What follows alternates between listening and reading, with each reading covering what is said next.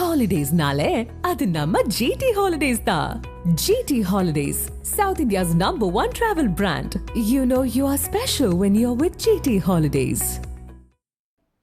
ரசாயனம் கலந்து விநாயகர் சிலைகள் செய்யப்பட்டிருந்தால் மாசு கட்டுப்பாட்டு வாரியம் நடவடிக்கை எடுக்க வேண்டும் என இந்து முன்னணி மாநில தலைவர் காடேஸ்வரா சுப்பிரமணியம் வலியுறுத்தியுள்ளார்.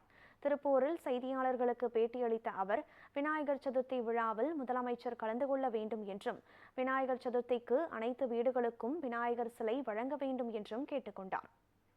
இந்த ஆண்டு விநாயகர் சதுர்த்திக்கு நம்முடைய முதலமைச்சர் வரணும் அப்படின்னு நாம ஒரு மெயில் அனுப்பிச்சிருக்கோம்.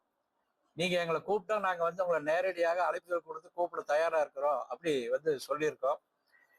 இன்னொரு விஷயம், ரம்ஜான் அப்படின்னா ரம்ஜானுக்கு கஞ்சிக்கு அரிசி கொடுக்குறாங்க.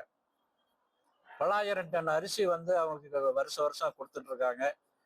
நாம கூட இந்த விநாயகர் சதுர்த்திக்கு ஒரு அரையடி பிள்ளையார் எல்லா வீடுகளுக்கும் நீங்க இலவசமா கொடுக்கணும்.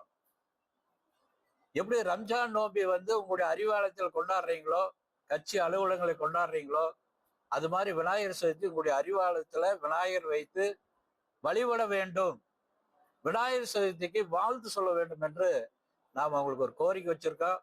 எப்ப அழைப்பு வரும்னு தெரியல. அழைப்பு வந்தா நேரடியா கூப்பிடுறதுக்கு இந்த மணி தயாரா இருக்குது. மாசு கட்டுப்பாட்டு வாரியம் ஒரு அறிக்கை கொடுத்துருக்காங்க.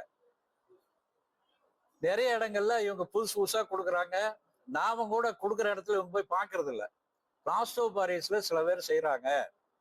நாம தகவல் தர்றோம்.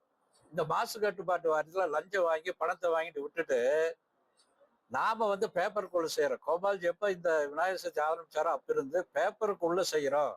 அதனால இந்த அரசாங்கம் மாசு கட்டுப்பாட்டு வாரியம் கட்டுப்பாடா இருக்கணும். இது மாதிரியான தனியா செய்யறவங்க பிளாஸ்டோ கண்டுபிடிக்கணும். நாம தகவல் கொடுக்குறோம். இவங்க போய் பாக்குறது இல்லை.